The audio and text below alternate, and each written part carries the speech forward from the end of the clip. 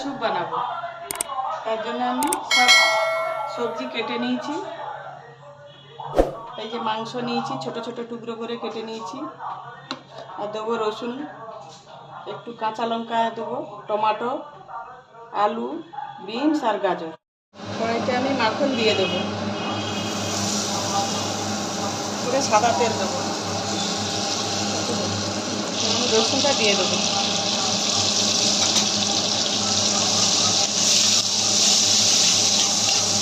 কাঁচা লঙ্কাটা দিয়ে দেবো, টমেটো কুচি দিয়ে দেবো,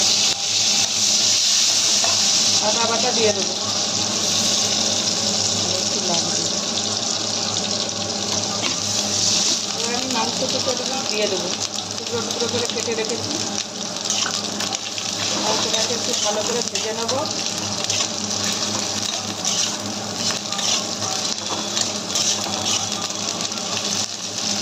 প্রথমে বিনসটা দেবো,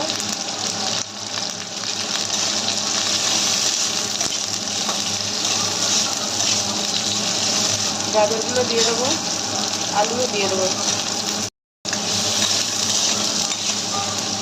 তাই আমি সবজিগুলো তুলে নেব।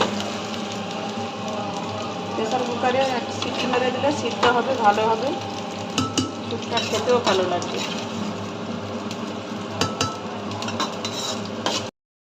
বেশি করে একটু জল দিতে হবে।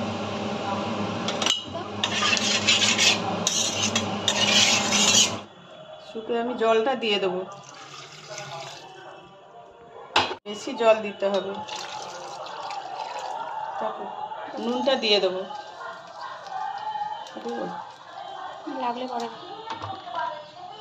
লাগানো হয়েছে। অল্প করে কর্নফ্লাওয়ার দেবো, জল দিয়ে গুলে নেবো, দেবো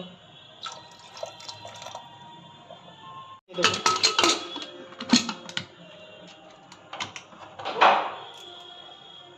দেখো স্যুপ রেডি, এবার ঢেলে দেবো।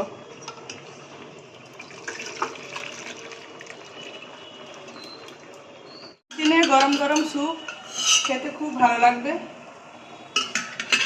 ভালো টেস্টও হয়েছে। অল্প করে একটু টমেটো সস দিয়ে দেবো উপরে, আরও খেতে ভালো ভালো লাগবে, মিষ্টি মিষ্টি টক টক। গোলমরিচের গুঁড়ো দেবো, একটু ঝাল ঝাল হবে গোলমরিচের গুঁড়োটা দিলে।